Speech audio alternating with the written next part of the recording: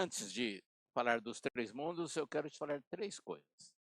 Primeiro que é um privilégio meu e teu, porque nós estamos vivos, você está nos assistindo, e muita gente morreu por causa dessa pandemia, e você está vivo, isso é muito bom. E o apóstolo Paulo diz: "Em tudo dai graças". Então, primeira coisa que eu quero que você agradeça a Deus, porque nós estamos vivos.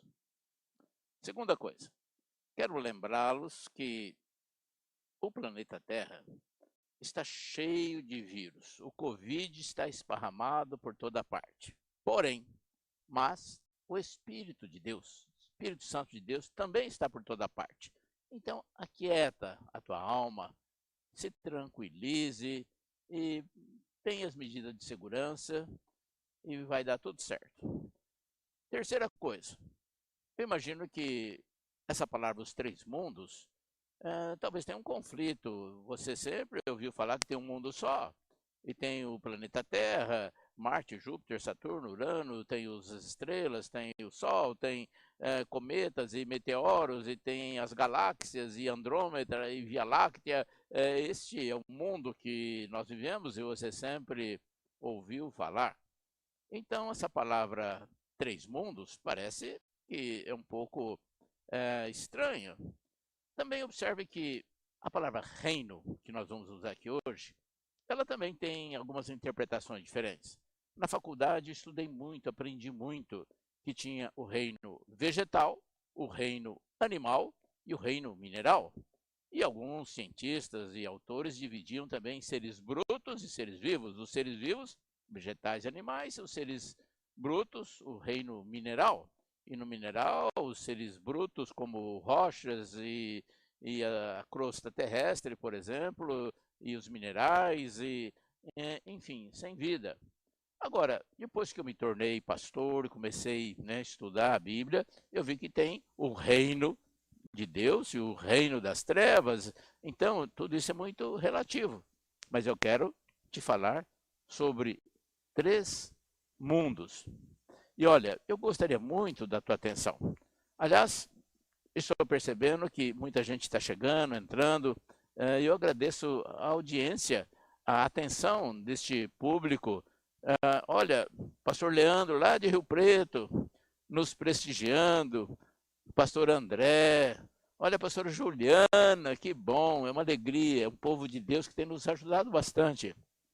E você que está nos assistindo, chama teu filho, o gato, o periquito, o cachorro, o vizinho. Nós vamos falar dos 3 mundos e eu já iniciei. E olha, é importante. E quero dizer também que, se você está vendo o meu cabelo meio verde, eu não pintei o cabelo. Meu cabelo é branco. O problema é tecnologia aí, alguma coisa saiu errada. Meu cabelo saiu esverdeado. Nem sei se está vendo meu cabelo verde. Pelo menos aqui no monitor, eu estou vendo meu cabelo verde. Só justificando que o meu cabelo é branco. Muito bem. Sobre os 3 mundos, primeiro eu quero falar do mundo natural. O mundo físico. O mundo que você vive. O mundo que você conhece. O mundo que você estudou. Olha, ele é até fácil a percepção dele, porque desde quando você nasceu, você apalpa, você percebe e você conhece as regras, você sabe um pouquinho de física, de química, de matemática. Nesse mundo físico natural, as coisas elas terminam, elas encerram, elas morrem. Aquele bercinho que você tinha, talvez já decompôs, aquela fralda que você usava já foi. Esse mundo físico natural tem leis da física, da química, tem a geografia e tem coisas interessantes e que a gente entende. A gente até entende sobre átomos que se juntam, se combinam de acordo com a valência e vão formando moléculas. Você deve ter estudado sobre células, o corpo humano, tecidos, órgãos, seres vivos, fotossíntese, genética, sei lá o quê. Este é o mundo físico. Ele é real, ele é palpável, ele existe e nós o entendemos de uma certa forma. Olha, e nós temos até aparelhos que medem, qualificam, dimensionam o mundo físico. Por exemplo, o barômetro, um aparelhinho que mede a pressão atmosférica. O termômetro mede temperatura. o anemômetro, a velocidade do vento, e assim nós temos o pluviômetro, o índice de chuvas, né? Então nós temos aparelhos, equipamentos que analisam, que dimensionam este mundo físico, que ele é real, ele existe, você vive nele. Muito bem. Agora, eu quero te falar de um segundo mundo. Eu sei, repito, que essa palavra mundo gera controvérsia, polêmica, mas você vai entender já já, né? Eu quero falar sobre o reino de Deus. É um outro negócio, é diferente, é outro mundo. E olha, você não entende. Aliás, vai ser difícil você entender o segundo e o terceiro mundo. Esse segundo que eu estou falando é o reino de Deus.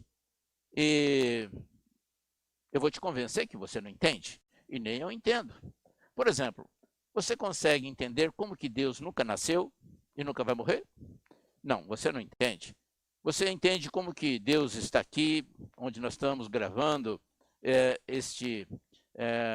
essas cenas, essas imagens, esse áudio, e ele está na tua casa, ele está na Inglaterra, está na França, está na Iugoslávia, está na China, está na Venezuela, está em todo lugar, na minha casa, na tua? Bom, você não consegue entender. Você consegue entender como é o mesmo Deus de Abraão, Isaac, Jacó, José, de Moisés, de Timóteo, de Paulo, de Pedro, e vai ser dos teus tataranetos? Não, você não consegue entender. Você consegue entender como que Lázaro, 4 dias morto, cheirando mal.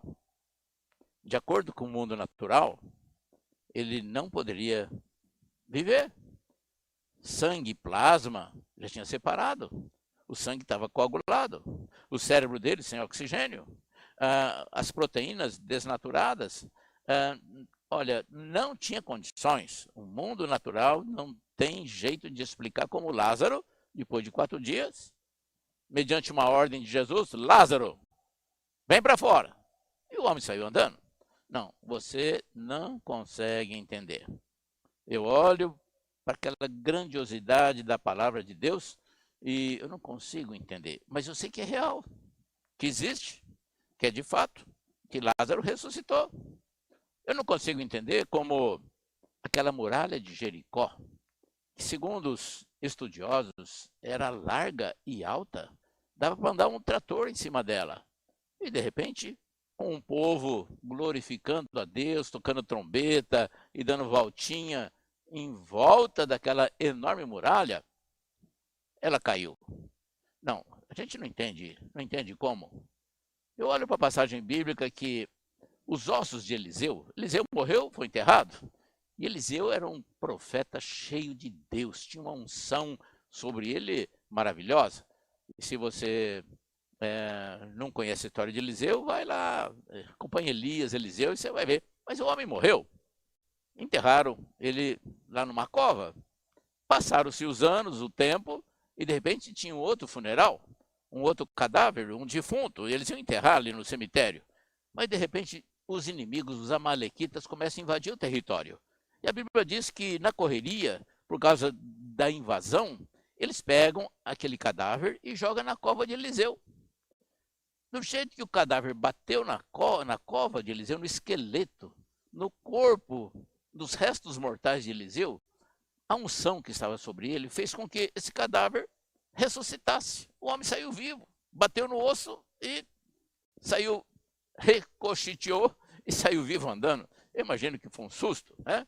Mas você entende? Não, você não entende. Eu também não entendo.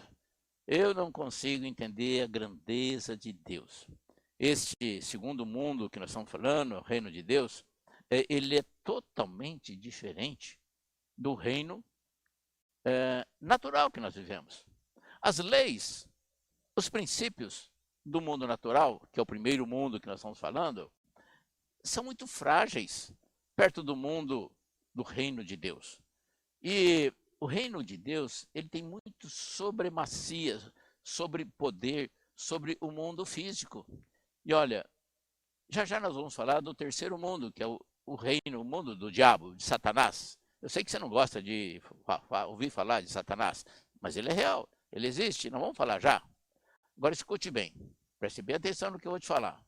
Você queira ou não, você está envolvido nesses três reinos: o reino de Deus, o reino do diabo e o mundo natural. Não tem jeito, não tem jeito de você ficar fora dele.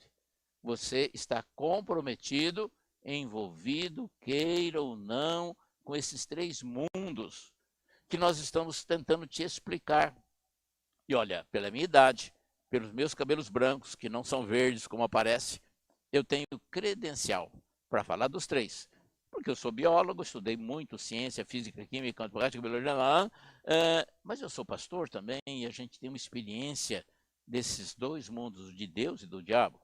E é sobre isso que nós estamos falando. Eu estou te convencendo que o reino de Deus você não entende, você não consegue entender. Como que Deus nunca nasceu, nunca morreu, e ele pode estar em todo lugar e ele pode todas as coisas, e é verdade.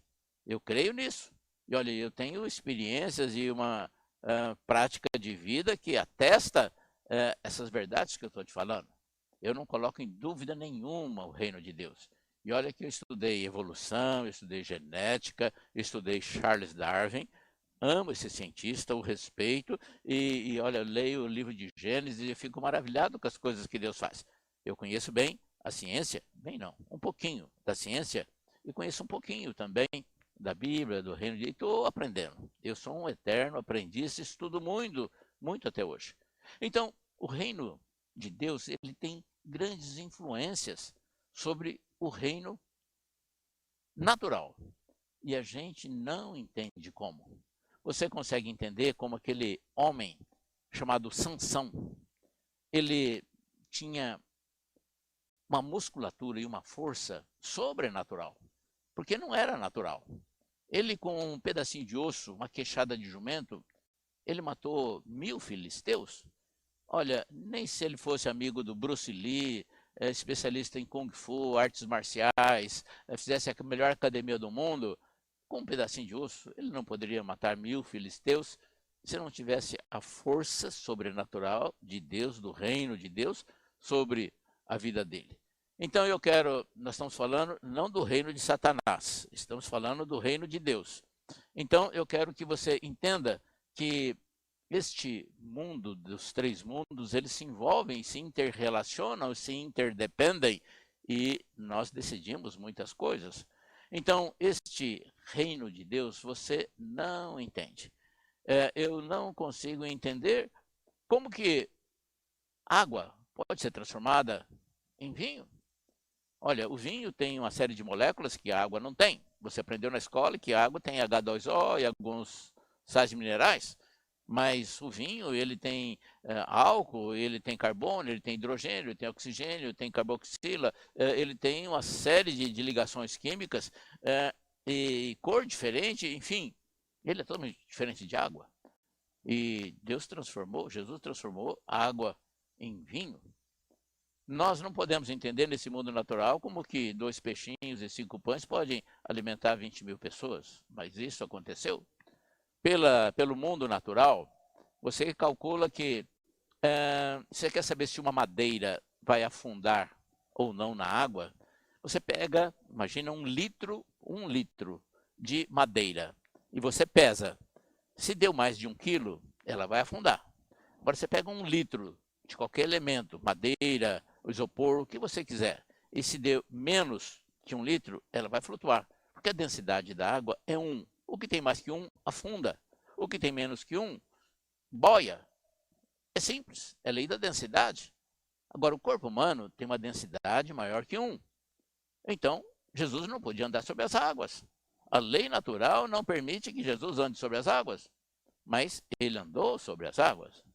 Então, você olha a palavra de Deus e você vai ver que o mundo de Deus ele tem uma soberania, uma supremacia sobre o reino natural. Aliás, o reino natural passa a ser muito fraco, muito frágil em relação ao reino de Deus. Você aprendeu na física que 2 corpos não ocupam o mesmo espaço. Isso aí qualquer jovem de estudante sabe, nem precisa estudar, né? Se você tem uma pedra aqui, você não pode pôr outra pedra dentro dessa pedra. Mas no reino de Deus as coisas são diferentes. Vamos lembrar que os apóstolos estavam reunidos de porta fechada, a Bíblia diz, e de repente Jesus, né, depois da morte e ressurreição, ele aparece, atravessou as paredes, e nós não entendemos. Aliás, você não entende muita coisa, eu também não entendo, mas é real, ele existe. E agora, notem que o terceiro mundo que eu quero falar é o reino das trevas. É o mundo de Satanás e seus demônios. Repito que não é simpático a gente falar sobre demônios, as pessoas não gostam. Mas então você tem que jogar fora a tua Bíblia, porque está cheio de relatos de Jesus expulsando demônios, de autoridade que Jesus nos deu para expelir demônios, e tantos exemplos de pessoas endemoniadas na Bíblia, se queira ou não. Nós temos aí a presença viva do diabo neste mundo que jaz no maligno. Vamos fazer um breve histórico para você entender melhor. Você vai lá em Êxodo e você vê o diabo falando em Gênesis, o diabo falando através de uma serpente para Adão e Eva. Isso aí no mundo natural não existe. Mas você também sabe que Deus falou através de uma mula, chamada a mula do profeta Balaão. Você pode estudar na Bíblia. Então, o reino do diabo também tem influência sobre, aliás, muita influência sobre este mundo natural que você vive. Vai para Êxodo, livro de Êxodo, capítulo 7. Aliás, seria bom que você fosse no capítulo 3, que é aquele momento em que Deus aparece na sarça ardente para Moisés e fala para Moisés que vai libertar o povo escravo do Egito, vai levar para a terra de Canaã, aquela história que você conhece, já assistiu filmes, o mar se abriu e aquela coisa bonita que aconteceu com Moisés, levando o povo cativo, o povo hebreu, para a terra de Canaã. Mas observem que, para que isso acontecesse, ele teve que demonstrar poderes a Faraó, seguindo a orientação de Deus. E ele pega, então, ele e Arão, joga o cajado no chão perante Faraó e transformou-se numa serpente. E eu imagino que Moisés esperava que o Faraó falasse: quanto poder, eu estou admirado. Mas parece que não foi bem isso. Ele falou assim: chama os magos, os sábios, os ocultistas, e que eles vão fazer a mesma coisa. E a Bíblia diz, isso está agora em Êxodo capítulo 7, que trouxe lá os encantadores, os feiticeiros, e eles jogaram umas varas no chão e transformou também em cobras. A verdade isso é importante ressaltar, que a cobra de Moisés comeu as outras cobras, o que demonstra o poder maior de Deus. Mas observem que esta ação de umas varas transformarem em cobras não foi de Deus. Foi uma obra maligna, uma ação do diabo ali registrada na Bíblia. Mas não é só. Vai um pouquinho mais no capítulo 7, vocês vão observar que quando Arão e Moisés colocam o seu cajado no rio Nilo e ele transforma em sangue, e toda a água do Egito em sangue, todos os jarros de água em sangue, um mau cheiro de sangue. Então o faraó chamou os seus feiticeiros, os seus aliançados com o diabo, essa é a verdade. E eles fizeram a mesma coisa. E a gente fica admirado. E eu quero só te convencer novamente que esses três mundos se interrelacionam, se interlaçam, são integrados e você está comprometido até o pescoço, queira ou não, com esses três mundos. Muito bem, mas você vai um pouco mais para frente, ainda repetindo livro de Êxodo, capítulo 7, que a segunda praga foi as rãs. E tem toda uma conversa prévia de Deus com Moisés, orientando como ele devia fazer. E seguindo a orientação de Deus, Moisés vai até o faraó e fala: vai vir muita rã se você não libertar meu povo. E o faraó negou, então as rãs encheram a terra do Egito de rãs, uma presença maciça sobrenatural. Da mesma forma, olha na tua Bíblia, capítulo 7 do livro de Êxodo, Faraó chama os seus feiticeiros, os seus bruxos, e eles fazem a mesma coisa. Do nada, eles fazem aparecer rãs. E eu não estou querendo evidenciar a ação maligna, mas eu quero que você não negligencie, não subestime a ação do diabo. Ele é real, como Deus é. Deus tem um reino celestial, do bem. E aquilo que você aprendeu de criança é verdade. Satanás é o reino do mal. Mal e bem se lutam até hoje. Luz e trevas se degladiam. E a escolha é nossa. E nós estamos neste mundo moderno, cheio de ataques dos dois lados, e a gente ainda tem a liberdade de escolha. E eu quero falar sobre escolha um pouco mais no final. Mas eu quero só lembrar que esse terceiro mundo que nós estamos falando, o reino de Satanás, ele é real, ele existe. E você pode pensar assim, mas eu nunca matei ninguém, eu nunca roubei, eu estou livre disso porque, olha, eu sou uma pessoa muito boazinha, etc. Escute bem, preste atenção. O rei Saul foi o primeiro rei de Israel.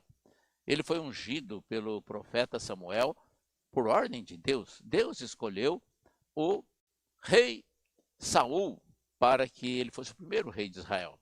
E a Bíblia diz, se você fizer um estudo, você vai perceber que o Espírito Santo de Deus estava sobre o rei Saul. E esse Espírito Santo foi, logicamente, Deus que mandou.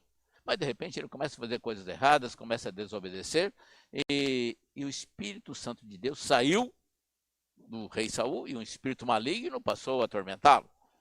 Eu quero crer que você não tem demônio nenhum e que você fique firme com isso, mas o rei Saul, que era um homem de Deus, passou a ser um homem do diabo. E se você fizer um estudo do que o rei Saul fez, horrível. Na cidade de Nod, ele matou 70 sacerdotes, passou a espada mulheres e crianças grávidas, matou todo mundo, porque um espírito maligno estava sobre ele. Ele tentou matar Davi várias vezes sem motivo, porque um espírito maligno estava sobre ele. Mas tem também o apóstolo Pedro. Pedro viveu com Jesus, andou com Jesus, aprendeu com Jesus, caminhou com Jesus. E se você observar bem, quando Jesus está prestes a morrer e ressuscitar, que ele está mostrando o diálogo do que ia acontecer, Pedro falou, não, Senhor, não faz isso não, para que isso, tal. Não bem essa conversa, mas de repente Jesus fala para Pedro não, para Satanás, arreda-te. Ou seja, o diabo estava falando pela boca de Pedro. Então, eu quero que você fique cauteloso, porque, repito, você queira ou não, você está envolvido nesses três mundos, nesses três reinos, o natural, o de Deus e do diabo. Notem que, se eu não me engano, capítulo 5 do livro de Atos, tinha duas pessoas crentes em Deus, Ananias e Safira, viviam naquela igreja cheia de Deus, pregavam o evangelho, repartiam os bens, eram de excelência.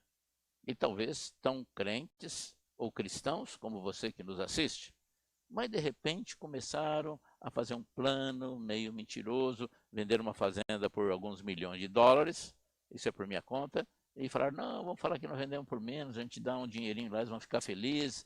E quando ele vai entregar esse dinheiro, Pedro fala assim, por que permitiste que Satanás tocasse no teu coração? Eram crentes, estavam escondendo o dízimo, oferta, sei lá o quê, e caíram mortos ali na hora. Então, eu quero dizer que todos nós estamos susceptíveis a ações desses três reinos, o natural, o reino de Deus e o reino do diabo. Por isso, Jesus nos orienta. A Bíblia fala para a gente estar submisso a Deus e para resistir ao diabo. Submetei-vos a Deus, resista ao diabo e ele fugirá de vós. Olha, é uma opção. Observem que em Isaías capítulo 1, versículo 19, Deus diz assim para você e para mim, se quiserdes e me ouvirdes, comereis o melhor dessa terra. Mas o 20, a gente não gosta do versículo 20. Fala, mas se recusardes e fordes rebeldes, sereis devorados à espada, porque a boca do Senhor o disse. Olha, em João capítulo 10, versículo 10, Jesus fala também do reino das trevas. Fala, o ladrão vem para roubar, matar e destruir. Eu vim para que tenham vida, e vida em abundância.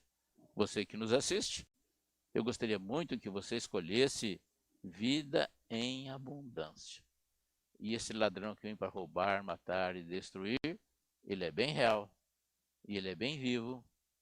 E as igrejas, inclusive as nossas, costumam dizer que ele está derrotado, que ele está embaixo dos nossos pés, mas isso é relativo.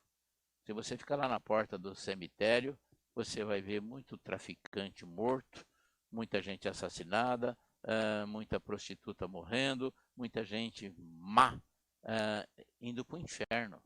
E ele tem feito colheitas muito grandes nesses tempos que partimos para os finais dos tempos. Então ele tem tido muitas vitórias. Sabemos que ele foi derrotado na cruz. Agora, o mais importante dessa palavra nossa é que o segundo e o terceiro mundo, eles têm mais força, mais poder sobre o mundo natural. Vou repetir, esses dois últimos reinos, o de Deus e do diabo, têm um poder, uma força muito maior sobre o reino natural. Alguns exemplos eu já dei. Eu falei do sobrenatural de Lázaro. Eu falei das muralhas de Jericó. Mas vamos pegar de um homem. Vamos para Atos 3. A Bíblia registra um fato que é um homem que fez com que o reino de Deus influísse no reino natural. Havia um homem coxo de nascença, diz a Bíblia, na porta do templo pedindo esmola. Todo dia colocavam ele ali para pedir esmola. E Pedro e João vão na igreja, na sinagoga, para orar. E quando eles passam perto daquele coxo de nascença, ele pede uma esmola. Pedro olha para ele e fala, eu não tenho ouro nem prata, mas o que eu tenho eu te dou. Em nome de Jesus, levanta e anda. E a Bíblia nos diz que Pedro pegou aquele cidadão pelas mãos, puxou, levantou e ele saiu andando. Notem que, talvez do ponto de vista médico, fisiológico, genético, aquele homem não tinha condições. Talvez ele tivesse poliomielite na infância, paralisia infantil, ou talvez um problema na coluna vertebral, que o nervo ciático foi rompido, sei lá o quê, e ele, enfim, ele era meio paraplégico ou coisa semelhante.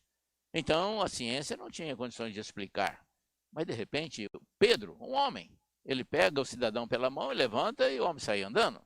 E você tem dezenas de exemplos que o reino de Deus influenciando sobre o físico natural. E ele tem mais força, e tem mais poder. Ele decide sobre as coisas nossas, terrenas, naturais, físicas. E repito, você queira ou não, você está envolvido nesses três mundos. Observem que nesse mundo que a gente vive, nós temos muitas igrejas na África. Nós já viajamos muitas vezes para a África. E nós temos vivência da bruxaria que ainda reina no continente africano. E é interessante que bruxos de lá se reúnem e também influenciam sobre as leis do mundo natural. Eles se reúnem, eles fazem lá uma sessão de oferendas e eles fazem com que galhos, pedras voam, sobem, giram no ar e é uma influência do mundo maligno sobre o mundo físico. Então nós não podemos subestimar a ação maligna nesse mundo natural. Observem que você já ouviu muitos fatos e histórias que um cidadão recebeu uma entidade e ele faz cirurgias espirituais e ele corta sem anestesia, a pessoa não sente dor e tira o tumor com a mão, corta com canivete. Não é fantasia, isso é real. O diabo consegue fazer isso. Só que ele tira com uma mão, ou dá com uma mão e tira com 100. Você nunca deve fazer nada ligado ao mundo das trevas. Nem aliança, nem promessa, nem pacto, nem oferenda. Se você ir lá para a tua Bíblia, em Deuteronômio, capítulo 18, vou repetir, Deuteronômio 18, versículo 9 em diante, retrata, descreve uma situação em que o povo de Deus, o povo hebreu, ia chegar na terra de Canaã. E Deus dá uma ordem, ele falou, aquele povo, eles fazem coisas abomináveis a mim. Eles fazem coisas que eu não aprovo. Eu sou Deus que tirei vocês da terra do Egito. A mim vocês devem adorar, a mim vocês devem dar culto. Eu não quero que vocês se acostumem com o que aquelas nações praticam, porque eles queimam seus filhos na fogueira, eles consultam os mortos, eles praticam magia, ocultismo, feitiçaria, bruxaria. Eu não quero que vocês se contaminem, porque são coisas abomináveis a mim. Então, aceite esse conselho, segura na mão de Deus e vá. Eu estava dizendo para você que o reino de Deus e o reino do diabo tem mais força, tem mais poder, tem mais ação sobre o mundo físico. Agora escute bem o mais importante que eu vou te falar. A maior força, a maior importância desses dois últimos reinos é que eles decidem a vida eterna. Vou repetir. A força maior, a importância do reino de Deus e o reino das trevas sobre você que vive num mundo natural, físico, é que define se você vai para o céu ou para o inferno. Define a vida eterna e é eterno. Eterno significa aquilo que nunca acaba. Significa que esses dois reinos vão influenciar você, vai conduzir você para o céu ou para o inferno. E olha, talvez você me ache até um careta. Como? Como que nos tempos modernos falar em céu e inferno? Mas é verdade. A Bíblia continua sendo um livro moderno. Se você não acredita em céu e inferno, você rasga a Bíblia.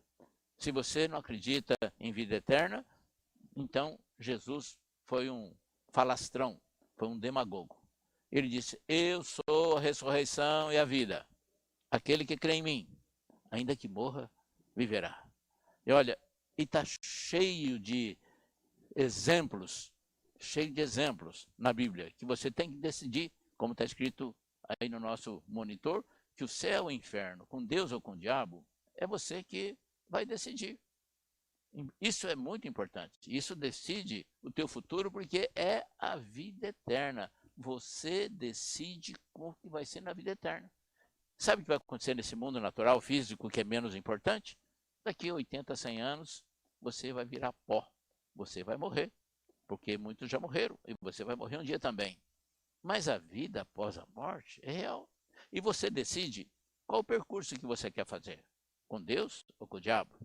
Vai em Apocalipse 21, você vai perceber que lá tem a Jerusalém celestial, que descreve um pouquinho como que é o reino de Deus. Olha, eu estou fazendo todo o esforço para eu chegar lá. E gostaria que você também fizesse, porque é eterno. E esse você decide, está bem claro em Apocalipse, capítulo 3, versículo 20, que Jesus faz uma oferta para você.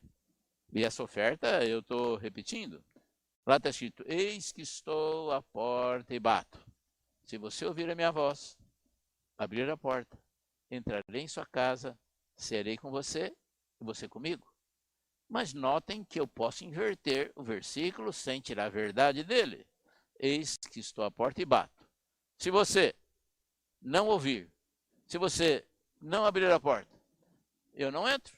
Eu não vou cear com você, não faço festa na tua casa. Mas uma pessoa inteligente, uma pessoa sábia, como você é, tem esse entendimento, abre o coração, abre a porta, abre a família, abre a casa e deixa Deus entrar. Não tem nada melhor num homem sábio, uma mulher sábia, do que investir na vida eterna. Lembrando que talvez o maior foco de Jesus foi nisso.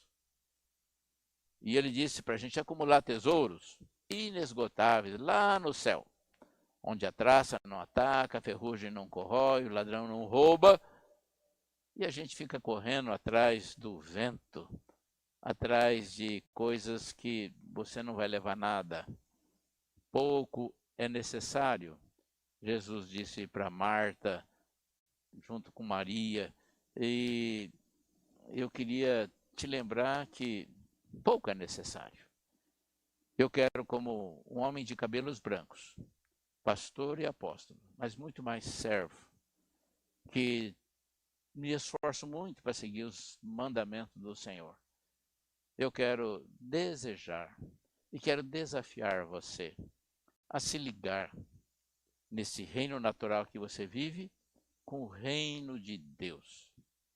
Que você tenha uma percepção clara da beleza, da grandeza, do amor de Deus sobre a tua vida. Em Jeremias 29:11, Deus fala assim para você: eu é que sei que pensamentos eu tenho a vosso respeito, pensamentos de paz, não de mal, para vos dar o fim que desejais. Olha, a promessa do Senhor na Bíblia, elas são grandiosas. E se você não lê a Bíblia, você não sabe das promessas. E tem propostas de excelência. Entrega o teu caminho ao Senhor, confia nele e o mais ele fará. Está no Salmo 37:5, se eu não me engano. Então, é entregar realmente. Lembra que nessa época de pandemia, de desconforto geral, de medo, a gente fica cansado, a gente fica sobrecarregado. E Deus diz assim: vinde a mim os que estão cansados e sobrecarregados, e eu os aliviarei. Mas a gente às vezes não entende, não tem a percepção da dimensão dessa grandeza, dessa proposta de Deus. E a gente quer com o nosso intelecto, nossa capacidade, nosso físico, nossos diplomas, prosseguir dando passos lentos, devagar. E você pode até fazer bem isso aí, mas é muito devagar. Você consegue 1%. Agora, quando o Espírito Santo de Deus está dirigindo a tua vida, você é como uma flecha na mão do guerreiro. Eu quero te aconselhar, aliás, 3 conselhos. Nessa busca de céu ou inferno, com Deus ou com o diabo, eu queria te aconselhar a um tripé que eu chamo tripé do sucesso: oração, Bíblia e igreja. Se você tirar um deles, o tripé cai. Não, eu vou orar, mas não gosto de ir na igreja. O tripé cai. Ah, eu vou na igreja, eu vou ler a Bíblia, mas não vou orar. O tripé cai. Você quer ter sucesso? Faça as 3 coisas. E eu teria motivos e exemplos e capacidade de te convencer dos 3, mas levaria muito tempo. Mas eu quero só lembrar que em Salmo 1, a Bíblia fala: bem-aventurado é você que não se assenta na roda dos escarnecedores. Antes o seu prazer está em meditar na lei do Senhor. Estou falando do Salmo 1. E na sua lei medita de dia e de noite. É isso que eu estou propondo para você. Então você será como uma planta, uma árvore, plantada junto à corrente das águas, que no devido tempo dá seus frutos, cuja folhagem não murcha. E observe, tudo o que ele faz prosperará. Você, homem, quer ser próspero. Você, mulher, quer ser próspera. Então, segue esse conselho do Salmo 1. E lembra que Deus falou para Josué? Veja a primeira página do livro de Josué. Está escrito claro que ele tinha um desafio muito grande, que Moisés morreu. E agora era Josué que tinha que conduzir aquele povo até Canaã. Era uma responsabilidade muito grande. E Deus deu uma orientação para ele, uma orientação sábia. Falou: Moisés, Josué, medita nesse livro dia e noite e faça tudo quanto nele está escrito. Então serás bem-sucedido. Ora, se serve para Josué, serve para você, serve para mim. Medita nesse livro. A Bíblia é padrão de vida. Você talvez já comprou um equipamento muito caro, um um eletrodoméstico, uma máquina fotográfica, ou alguma coisa como micro-ondas, e vem o manual do fabricante. E você vai ler o manual do fabricante, senão você não usa dos recursos que o equipamento te fornece. Agora, alguém disse que Deus fez o homem e fez o manual do fabricante, que é a Bíblia. Se você não lê a Bíblia, você não sabe qual o padrão para a tua família, para a tua vida. Então, eu recomendo que você ore, que você leia a Bíblia para que você seja próspero. E olha, oração também não preciso gastar tempo te explicando. Jesus falou para a gente, orai sem cessar, né? Jejuai e orai. E não recebeis porque pedis mal. Tudo que pedirdes em meu nome eu farei. Então, a oração é uma ferramenta preciosa. Vai em Mateus capítulo 6, você vai perceber que está escrito lá que Deus falou para você entrar no teu quarto e em silêncio fazer a oração. E em secreto, Deus vai te ouvir, vai te atender. E a gente não tem tempo para orar, porque tem Instagram, porque tem Facebook, porque tem Covid, um monte de coisa, e a gente coloca Deus na gaveta e a gente esquece de orar.